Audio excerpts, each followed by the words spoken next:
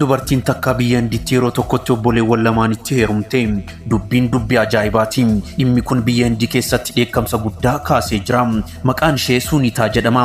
Obboleewwan lameen isheen itti heerumte ammoo Kaapilii fi Piriidaappii jedhamu. Bakki taateen kun itti gaggeeffame biyya indiitti ollaa xiqqoo Himaaliyaa bakka jedhamtu keessattidha. Suuraawwan kunniin sagantaa cidha isaanii irratti kan kaafamedha. Indiyaa keessatti abbaan manaa tokko haadha manaa tokko ol qabaachuun, haati manaa takka abbaa manaa tokko ol qabaachuun seeraan nama gaafachiisa.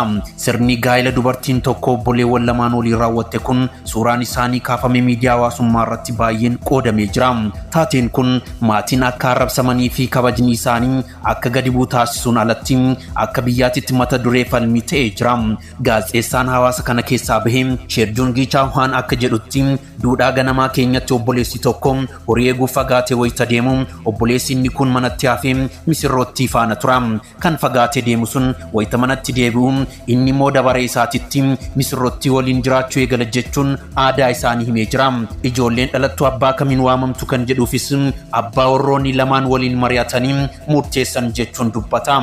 Dubbiin dubbii ajaa'ibaati. Isin maal jettu? Koomentii keessan barreessaa. Kun mana gurbaa qaxaleeti.